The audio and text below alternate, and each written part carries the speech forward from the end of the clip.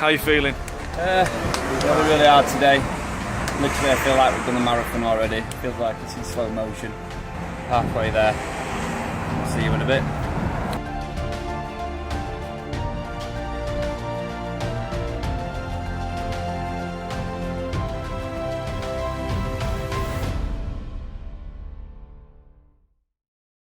Okay, so the challenge itself is called Marathon Madness for a reason. So back in 2014, I had an operation. I had 20% of my L5 disc taken away. After the operation, because I suffered for so long, I'd said to a couple of friends, I need to do something stupid. If I recover from this, I'm doing something stupid. So we eventually settled. Marathon Madness was 8 marathons in 6 days, which included running 4 and biking 4. This challenge we did in September 2015, so literally just over a year after my back operation. We decided to go for it. Claire managed to pick up an ACL injury after the first 12 mile, managed to complete the whole week. The week itself was a bit of an experience, maybe not quite as breaking as I thought it might be. I think a lot of that was down to the support, with people in the support van, from Doncaster Rovers letting us use the Bath for Ives, Bath for recovery, Tracks FM getting behind us, local businesses getting behind us. I think like any normal marathon, like when they're on the streets and people are cheering them on, it gives you that adrenaline rush, gives you that push when you're struggling. There were definitely a couple of days where I thought I were broke, without a doubt, and it was a wonderful experience. We had a few people join us along the way, either in the support van or running with us or on the bikes, which was nice because, again, it just gives you that little bit of motivation when you've got new people around to talk to on that day. I think the happiest moment we had, and I think it might even be on video, was when I think we were quite a few into the week. It was quite a warm day, and we were passing the petrol station on our way back home, and we had ice creams. I'm in love. Nice, aren't they? Thank you so much. So in one word, Claire, how do you sum up your ice, Ollie? Amazing bubbles. And it just felt incredible. It was so hot, it was so dehydrated, and then we just had these ice creams and it was a bit of a magical moment, something very simple. One of the hardest experiences was at the beginning, and I think it was the first day. So I'd done all my training, I've never had any chafing problems, I never had any toenail problems or anything like that.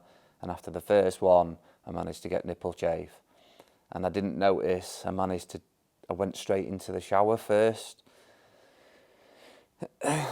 Yeah, maybe a few expletives and screams. So yeah, for the rest of the week, I had to run with plasters on my nipples. But they did have power and stuff like that on them, so they were entertaining as well.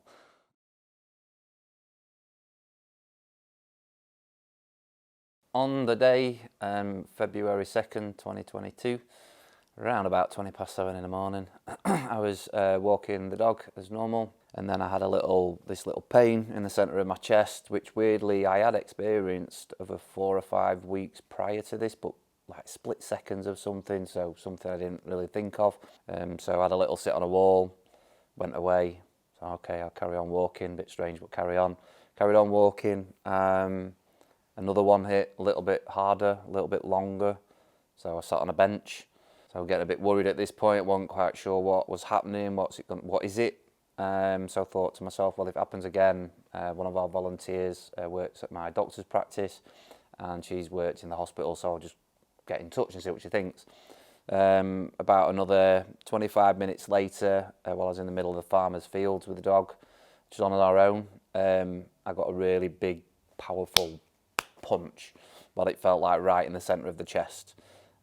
Still, it didn't even drop into the mind of being a heart attack. I thought I was having an anxiety attack with suffering from anxiety.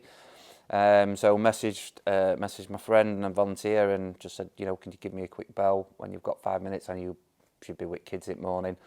She gave me a bell about 5 minutes after. I just said, I'm not quite sure what's going off. This is what's happening. I think I might be having an anxiety attack. She then said, well, you also might be having a heart attack. To which me again still didn't think that was happening. But she said, please head home and I will get the doctors to phone you because I have to register it, etc., etc. That phone call came about 45 minutes to an hour later. At this point, I'd been home, showered, changed, gone to the office. To then have a phone call from the doctors to be told basically I need to go straight to A&E. All right, okay. So left the van at my mum's, which was not far from the hospital. Decided in my own stubborn way that I was okay, and I was going to walk to the hospital because I still didn't think anything serious was happening. Went to the shop, tried to buy a mask because I didn't have a mask, and a bar of chocolate. So I'm a chocoholic. And then it started again. So I then phoned my mum, asked my mum to come and take me up. So I was trying not to panic my mum at this point as well. Moved into the A&E waiting, but as soon as they'd done my bloods and got all the markers they need, they chucked me on a bed and put loads of wires on me and injected me with all sorts of stuff. And then I was put into what they now have a holding ward at the hospital, especially during COVID, because the wards are so busy and moving people off. I never got moved from that ward onto a recovery ward or anything just because of how busy it was. Spent the two nights in there more looking after the two old gents who happened to appear in the bed at the side of me just because they're so short-staffed and COVID was happening and these boys needed a bit of help and I felt fine. So it was nice. It was probably a bit of a distraction and not being with my thoughts too much. And then, yeah, after probably the second consultant came in and confirmed it definitely was a heart attack, then maybe it started to sink in a little bit mentally. That's actually what's just happened. From my experience so far, while we're filming this, we're a year and a day in. Physically, I feel fantastic through the approach I've taken afterwards.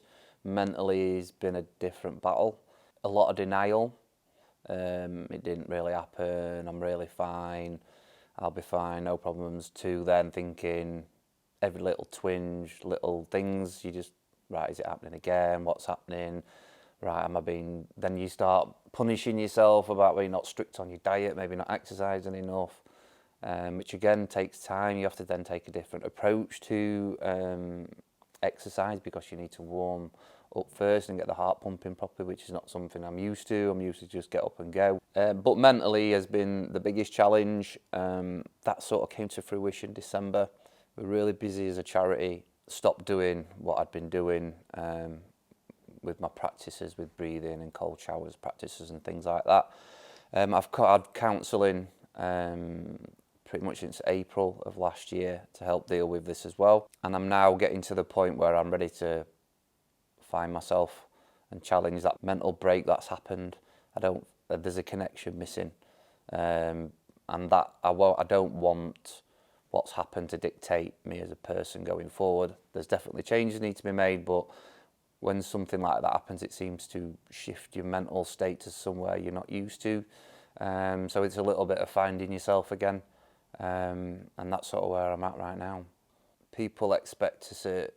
They know I have a resilience, I think, anyway, to be able to manage and deal with traumatic experiences.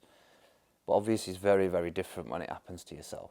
This is pretty much this will be the first time a lot of people will actually even know this has happened. So there's still friends that won't have known this have happened because if I don't feel the need to bring it up and I didn't see them within the first few months of it happening, it wasn't really something I wanted to push out there. I'm quite a private person sometimes. I don't particularly like to spread my life across social media, especially with something like that. I don't want people to start feeling sorry for me and stuff because at the end of the day I'm okay, I'm fine. There's people a lot worse off than me. I think it would have been nicer to have maybe a few more people to speak to at that time. I think because I show this external strength probably too much sometimes. People maybe felt that wasn't needed. Like a lot of people, I've got a fire in my belly, and when I want to tap into it, I can pretty much do anything I want to do, or that's how I feel. That's how I felt when I did Marathon Madness before. If I need to do something, I need to do something, because learning through the charity, we don't know how long we've got. We don't know what's going to go off. You don't know how long your health's going to be, and it's about going and doing the things you want to go and do in life while you can. Some challenges might be a bit ridiculous to other people, but everybody to their own. I like to give myself something ridiculous that enables me to tap into this energy source that I've got, that I can just tap into when I want it sometimes. It sounds strange and a bit weird to other people, but I do have a high level of constant energy, and I need to focus that, and without sounding too boastful or anything like that, a marathon doesn't kick that fire in. I can train for a marathon quite easily, whereas something ridiculous like the challenge that I have set myself in the past enabled me to have a longer thought process ahead. I've got to think, right, I have to do this for probably 10 months solid. I've got to train, otherwise it's just not going to happen. I don't want to let people down, I don't want to let myself down, I don't want to let the charity down. So I think putting that responsibility onto myself helps motivate me. And when I'm motivated, I literally feel like I'll do anything, and I can do anything. Okay, so first run done, 5.24 mile, which is pretty good really after 18 months out. I didn't think I'd met the first 2 mile, if I'm honest, but it's got into a bit of a rhythm, a new breathing rhythm, nasal breathing, not mouth breathing all the time. That's definitely helped. Feel okay, no bad twinges, anxiety out the way, and well, thank you. Let's see how we go next time. Yeah, so training started. It started well. I'm easing into it. I had not run for 20 months prior to this, because during lockdown I did do running. I did a 20 miler online challenge just to keep me in there. It's going to be a steady build up. My distances are, for me, from how I feel, are amazing. On my fourth run, I managed to clock 7.77 miles and felt maybe I had a couple of miles left in the tank at least. So I think the pre-preparation I've been doing since the heart attack, with my cardiovascular system and things like that, is clearly helping me. This initial month or so is about getting out there running, seeing if there's any side effects. Obviously, because of what's happened, I have to now have a mental approach of, if something isn't right or I get told this is now dangerous, I will have to stop. I'm not daft enough to want to die to do something. I really don't plan on doing that. But at the same time, I know I've got to have a line where I'll be able to pull out if I have to, but the event wouldn't stop, hopefully, because then we have people back in the event. That's not in my mindset. That's not going to happen. I'm going to be there and it will get done. Best thing for Marathon Madness 2.0 would be to be able to get the people to come in, fill the numbers for the days of people we wanting to support me. And I'd like, if we can, to smash 20,000. I don't think that's unachievable, and that would make such a difference to the amount of dreams we can provide, and potentially with gift aid funding, etc., towards wages. You know, we've got to pay a wage. We need more staff, and we can't do that yet. Because we don't take wages from donations, gift aid's vital. So having events like this and having people involved and pushing the sponsorship online fills the bigger picture. It's not just about that event. That event will be amazing for that person individually, and for the charity. The funds raised, if say it was £20,000, is months and months and months of help for us, providing dreams and wages to do what we do. So yeah, I can't underestimate how important that's going to be. So what we've decided, the aim this time would be to try and have 10 people a day with me. So there is running and biking, so there is a bit of a mixture. The running is a marathon, so that'd be 26.2 mile. But what we'd like to do is offer up a minimum sponsorship of £150. The distance then can be a 10k, a half marathon or a marathon, and then we can shuffle the bodies around on the day just to make sure I've got people with me at all times if we're only doing half marathons. And then on the biking, that will be the same, 10 a day on a bike, except on the biking days we do 2 marathons on the bikes. The routine, so people will be aware, is we run a marathon Monday, run a marathon Tuesday, bike 2 Wednesday, run the marathon Thursday, bike 2 Friday, and finish with a running one on Saturday. So I'll be looking for different people for each day to get involved and hopefully raise a nice large sum of money.